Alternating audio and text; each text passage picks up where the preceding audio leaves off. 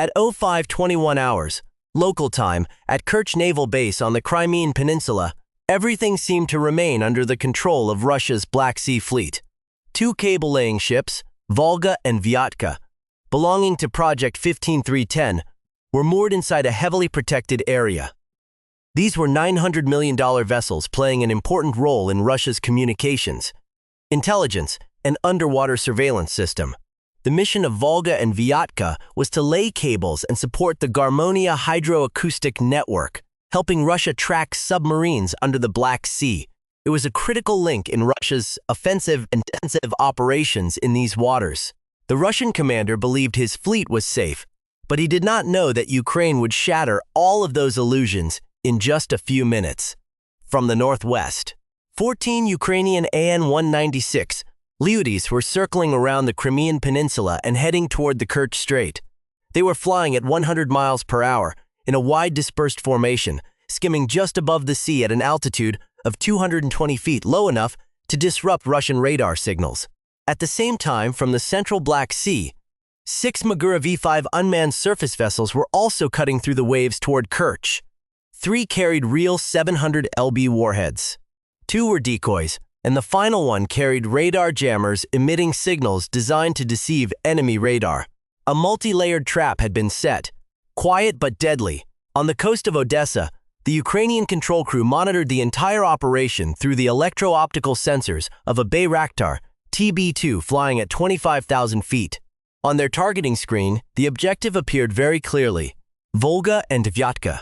These were the 2 ships Russia used to maintain communications, track submarines, control infrastructure on the floor of the Black Sea, and especially manage Russian military support for the Crimean Peninsula through the Kerch Bridge.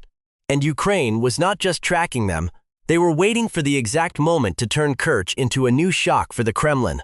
At 05:31 hours local time, only 10 minutes after the attack began, the first alarm signal rang out across the Black Sea Fleet Command Center in the Kerch Strait area.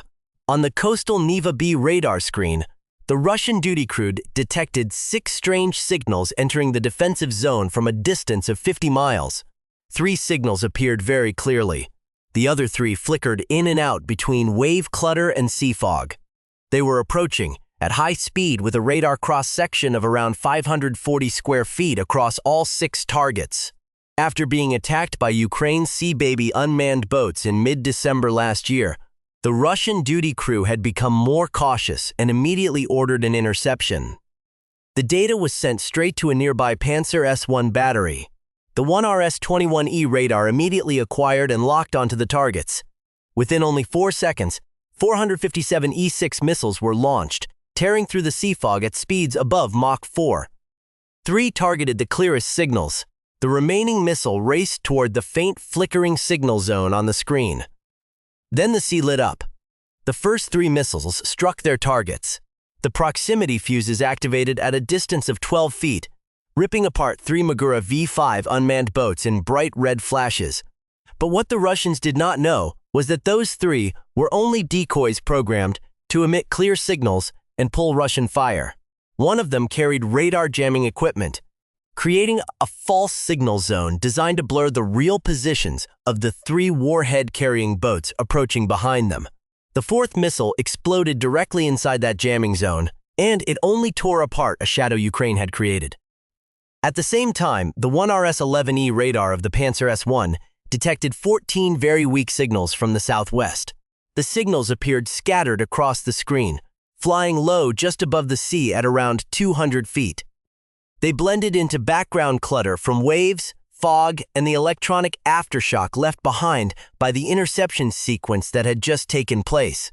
The automatic classification system could not clearly determine whether they were UAVs, seabirds, or leftover radar clutter.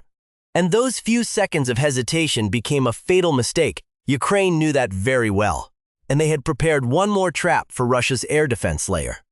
Inside the 2 decoy Magura V5 boats that had just been intercepted, each one was also carrying 4 FPVs fitted with jamming warheads. Before being completely destroyed, they had managed to release 8 FPVs exactly according to plan. As metal fragments and electronic interference from the explosions began spreading, and then gradually fading, the 8 FPVs immediately activated their mission. They scattered, flew low, switched on their jamming equipment, and created dozens of false reflection points on Russian radar screens. These signals were quickly sent back to the Pantsir-S1 battery that had been tracking them for the past 3 minutes. Pantsir-S1 was designed to protect important targets against UAVs, cruise missiles, and low-altitude attacks. Its 1RS-2 search radar began distinguishing real targets from false ones and sent the information to the fire control radar for target lock. 12 57E6 missiles were ready to launch, along with 2 30mm 2A38M automatic cannons used to sweep targets at close range. In theory, this was one of the systems Russia believed to be among the most effective UAV and FPV hunters. When the 8 FPVs flooded into the kill zone, the Pantsir-S1 battery commander gave the order to fire. 8 57E6 missiles left their launchers, tearing through the fog at speeds above Mach 3. 6 acquired signals clear enough to engage. Their proximity fuses activated only 10 feet from the targets, shredding 6 FPVs into small fireballs over the sea. But the 2 outermost aircraft had already escaped the interception axis.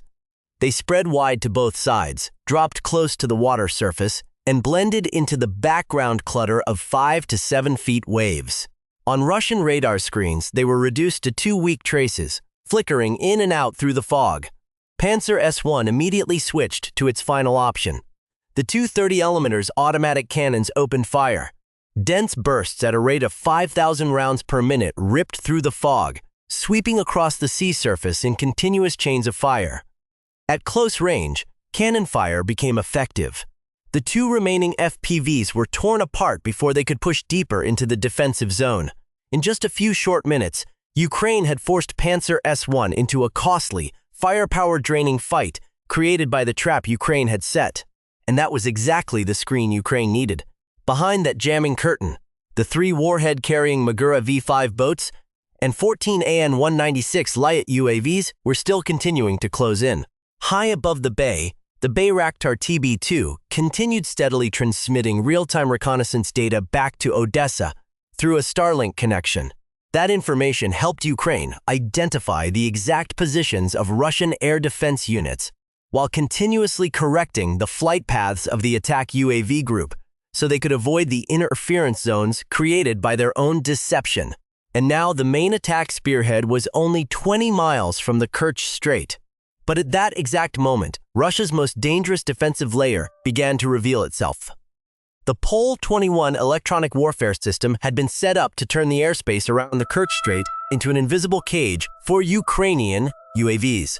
At 05:48 hours local time, Pol-21's R-340RP jamming modules began transmitting pulses simultaneously from antennas mounted on telecommunications poles and high towers around the defensive area. This system did not need to see each UAV. It only needed to attack what UAVs needed most: navigation signals. Satellite signals from America's GPS, Europe's Galileo, and China's Beidou began to be overwhelmed by a dense dome of electromagnetic interference. On Ukrainian control screens, position data immediately became unstable. Coordinates jumped incorrectly. Flight headings drifted away from the approach route.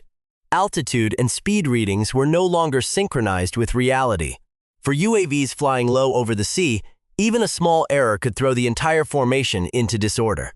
The 2 lead AN-196 Lyutiys did not switch to backup mode in time. They flew straight into the jamming zone, lost control signals for several seconds, and began drifting out of formation. One banked sharply to the left. The other tried to hold course, but its navigation receiver had been pulled into a false position. The distance between them closed too quickly. Only seconds later, they slammed into each other in midair, exploding into a brief fireball against the gray fog. Russia believed Pol-21 had begun breaking the attack spearhead. But the 12 remaining Lyutiys had been prepared for exactly this moment.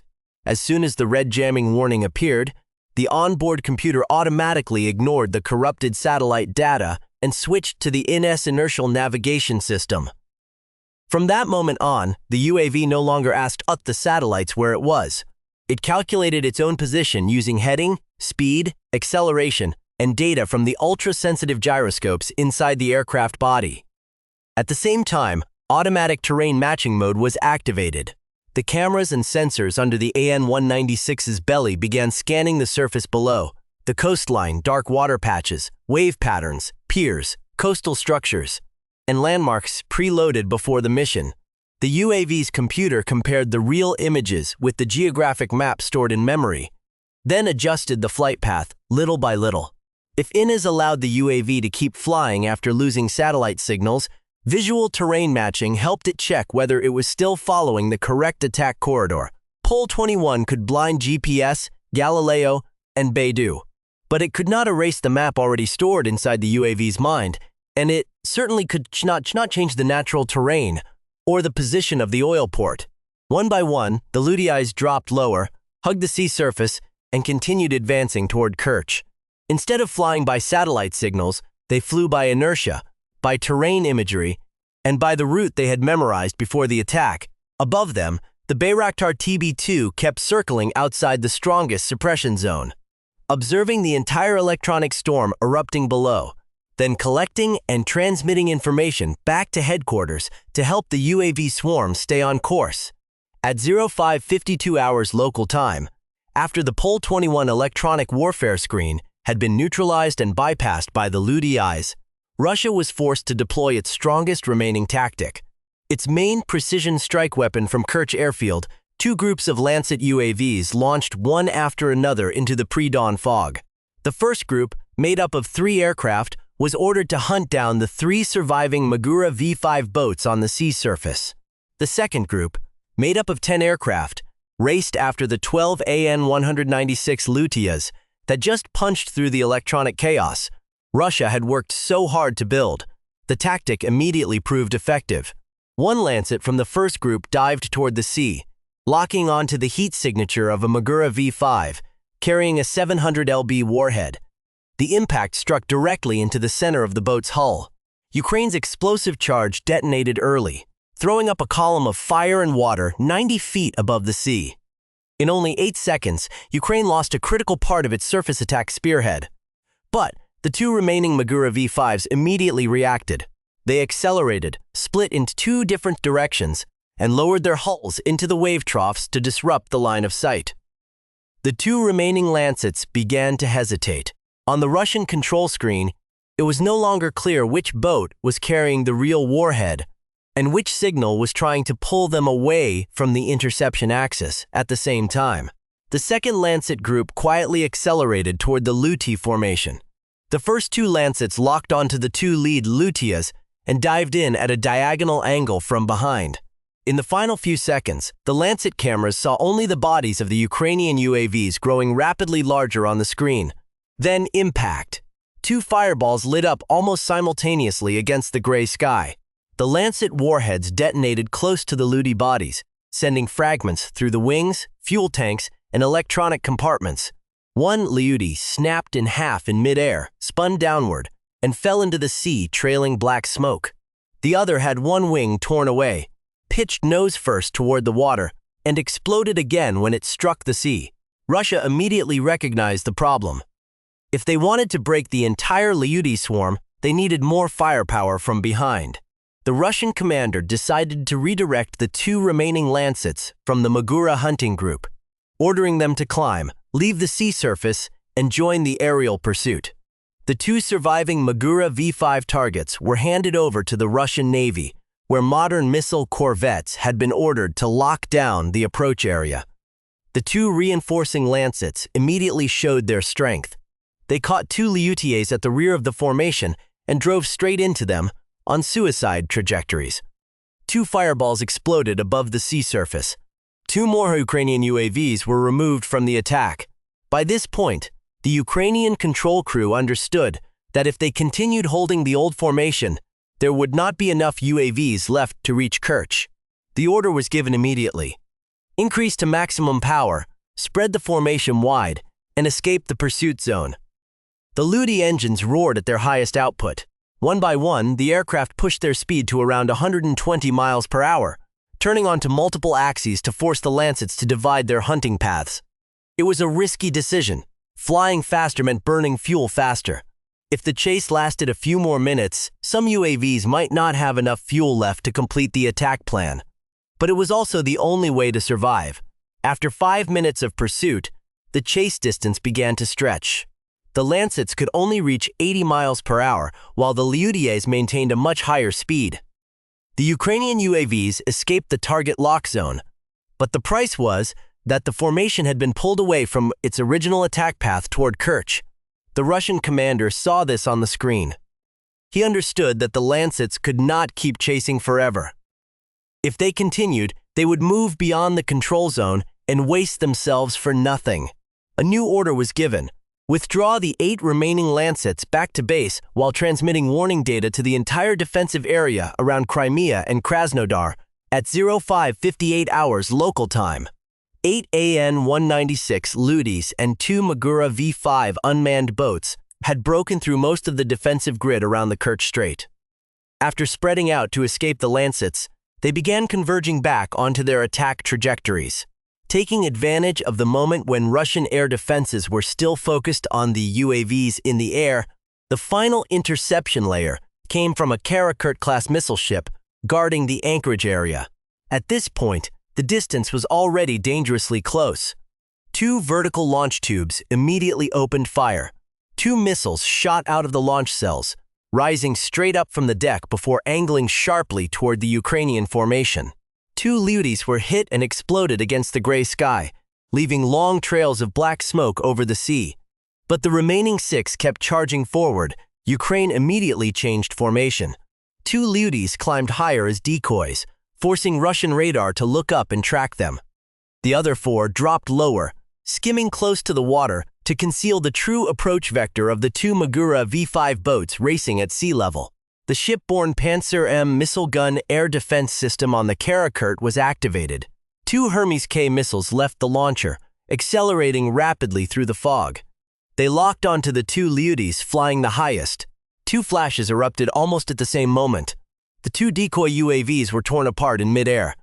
Russia had just eliminated 2 more targets, but it had also misread the main focus of the attack. At that moment, the 4 low-flying Lyutiys and the 2 Magura V5 boats entered the extreme close-range fire zone. The Pantsir-S1 defensive crew no longer had time to use missiles. They switched to the twin AO-18 KD 30mm rotary cannons capable of firing up to 10,000 rounds per minute. In an instant, the deck shook violently. Streams of glowing red tracers tore across the sea, forming a wall of fire in front of the ship's bow. 1 Magura V5 charged straight into the barrage. Around 20 rounds of 30mm cannon fire tore through its bow, hull, and explosive compartment. Then its 700 lb warhead detonated. A massive fireball erupted from the surface of the water, throwing up a wave column 75 feet high. The blast pressure slammed back into the Kerch's hull, shaking the observation screens and covering the forward sector in steam, black smoke, and burning composite debris. In that chaos, the next burst from the AO-18 KD continued to sweep through the UAV formation. 1 Lyutiy was hit in the wing, spun out, and crashed into the sea. But the remaining 3 no longer held the same flight path. 1 climbed higher to split the firing angle.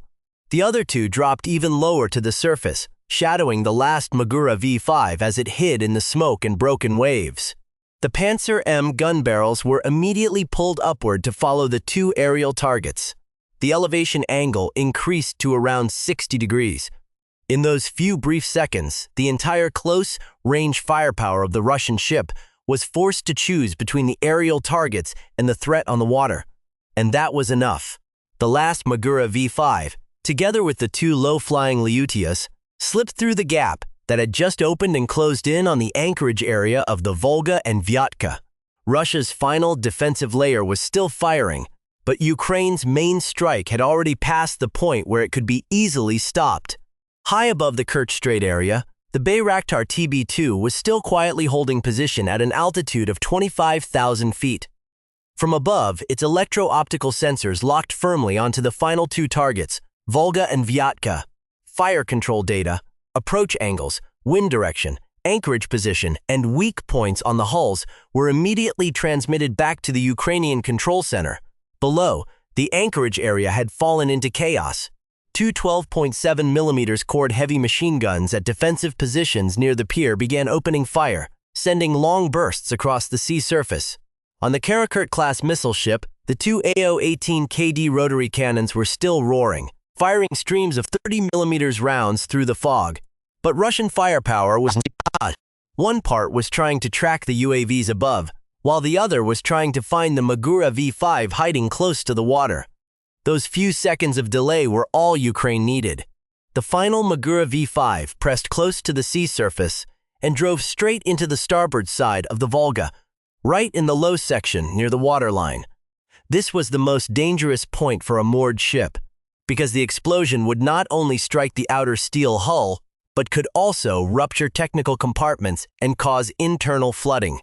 When the 700 lb warhead detonated, the temperature at the center of the blast could exceed 2,500 degrees Celsius in the first instant. The shockwave slammed directly into the steel hull, creating extreme pressure close to the impact point, enough to tear open a section of plating near the technical compartment and deform the side of the ship close to the waterline. A column of fire and water shot straight up beside the ship. The pressure from the explosion drove tons of seawater back into the Volga's hull like a giant hammer. During the first 5 seconds, the entire vessel shook violently. Welds around the impact zone were stretched under force. Part of the deck near the starboard side was thrown upward, and seawater began flooding into the lower compartments.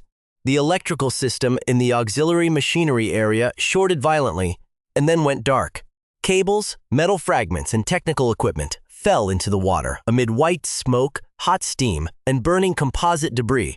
Almost at the same moment, the two remaining AN-196 Lyutiy attacked the Vyatka from two different angles. The first one dived into the rear deck area where the cable-laying equipment, winch assembly, technical guide rails, and compartments used for underwater missions were located. The impact created a large explosion directly on the deck. Blast pressure swept across the steel surface, blowing off covers, breaking equipment mounts, and throwing debris across the stern. Heat from the explosion ignited oil, wiring, and composite material left from the UAV's body, causing the fire to spread quickly into a long, burning strip along the technical deck. The second Lyutiy drove straight into the superstructure of the Vyatka, where communication antennas, sensors, observation stations, and the mission control compartment were concentrated. The explosion occurred higher above the deck, sending fragments sweeping across the equipment clusters on top of the ship. Antennas were snapped apart. The command compartment window shattered under the pressure wave. Part of the communications and sensor system was destroyed on the spot. Black smoke rolled upward from the middle of the vessel, while the fire temperature around the superstructure continued to rise, causing wiring, insulation, and electronic equipment inside to begin melting or smoldering. The consequences appeared almost immediately. Volga had been struck low near the waterline, facing the risk of compartment flooding and loss of stability while moored. Vyatka had been hit on two levels at once. Its technical deck was burning, while its superstructure had lost sensors and communications. One ship lost the ability to operate safely. The other lost the ability to command, observe, and continue its specialized mission.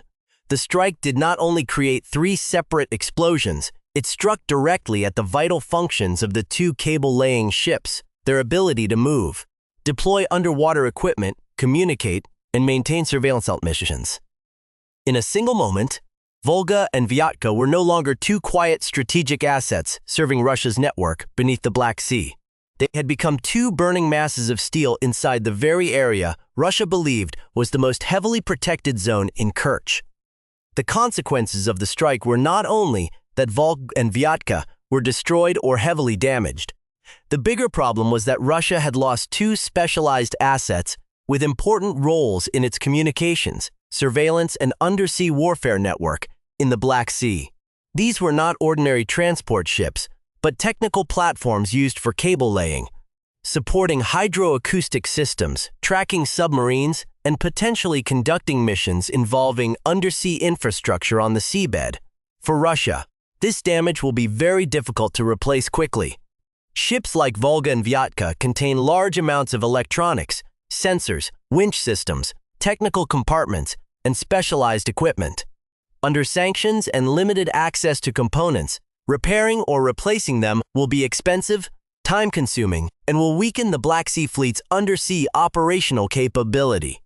The military meaning is even more serious.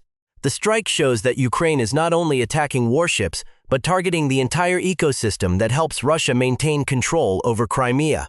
Ports, ferries, bridges, radar, air defense, specialized vessels, and undersea surveillance networks.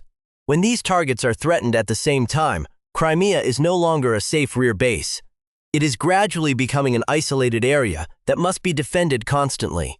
Operationally, Ukraine proved the effectiveness of a combined attack model: AN-196 Lyutiy long-range UAVs, Magura V5 unmanned surface vessels, decoys, jamming, and aerial reconnaissance. Smaller, cheaper platforms, when coordinated at the right tempo, forced Russia to expend missiles, divided its firepower, and exposed gaps in the multi-layered defense network around Kerch. The strategic impact is that Russia is forced to adjust how it protects Crimea. The Black Sea Fleet must disperse more widely, air defense must stretch across more directions, and logistics must depend more heavily on routes in southern Ukraine that are easier to attack. Every time Kerch is breached, the pressure on the Crimean bridge, ferry terminals, fuel depots, and supply routes increases another level. Psychologically, this strike also sends a very strong message.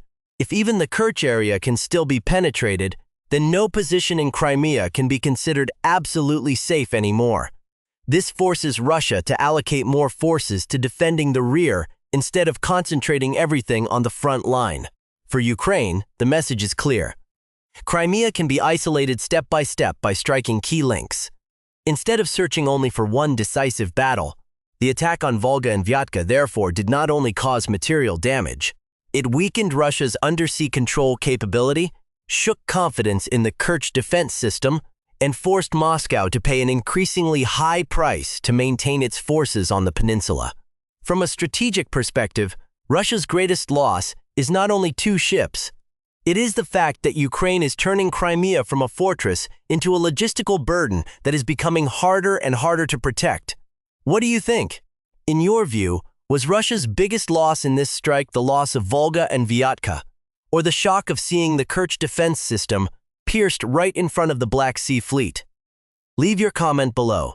If you want to keep following detailed military analyses of the Ukraine battlefield and the situation in the Black Sea, don't forget to subscribe to the channel, turn on notifications, and keep watching to see which link Ukraine will strike next to bring peace closer.